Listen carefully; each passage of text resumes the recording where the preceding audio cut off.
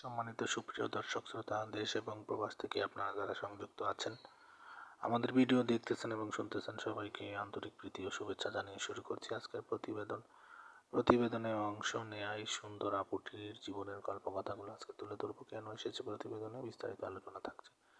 আপুটি দেখতে খুবই চমৎকার, ওনার গায়ের রং ফর্সা, উচ্চতাও ভালো আছে, 5 ফুট 2 ইঞ্চি লম্বা, স্বাস্থ্য ভালো, পড়াশোনা 10ম শ্রেণী পর্যন্ত পড়াশোনা করছে, বর্তমানে একটি হসপিটালে নার্সের চাকরি করছে।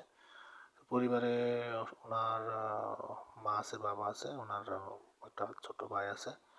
আর উনি নামাজ কালাম পড়তে পারে, কোরআন পড়তে পারে। ওনার বর্তমান বয়স 21।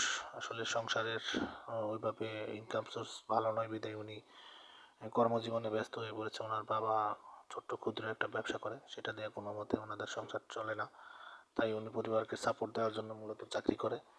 তো এমত অবস্থা আসলে বিয়ে বয়স পার হয়ে যাচ্ছে, কিন্তু আসলে ওইরকমভাবে ওনার চাহিদা মতো মনের মানুষ পাচ্ছে না, বা পেলেও ওনাদের সার্বিক অবস্থার সাথে মিলিয়ে মানে মিউচুয়াল হচ্ছে না। তো সেই জন্য আসলে উনি চাচ্ছে যে ওনার সার্বিক পরিস্থিতি জেনে শুনে যদি একজন মনের মানুষ উনি পায় বা কেউ বিয়ে করতে ইচ্ছুক থাকে, উনি বিয়ে বসতে রাজি আছে। পাত্রের বয়স একটু বেশি হলেও কোনো সমস্যা নেই। তো ওনার কথা হচ্ছে নিঃস্বার্থভাবে কোনো যৌতুকবিহীনভাবে যদি কেউ ওনাকে বিয়ে করতে চায়, উনি বিয়ে বসতে রাজি আছে। আপনারা যারা এই ধরনের পাত্রীর খোঁজে বসে আছেন, দেরি না করে স্ক্রিনে দেওয়া নাম্বারে ওনার মুখ থেকে ওনার নাম, ঠিকানা, ডিটেলস সব কিছু জেনে সম্পর্ক তৈরি করতে পারেন। আর আমাদের নিয়মিত চ্যানেলের যারা দেখছেন এবং যারা শ্রোতা আছেন, প্রত্যেকটি ভিডিও আপনাদের ভালো লাগলে একটি করে লাইক, কমেন্ট, শেয়ার করবেন, চ্যানেলটিকে সাবস্ক্রাইব করে রাখবেন।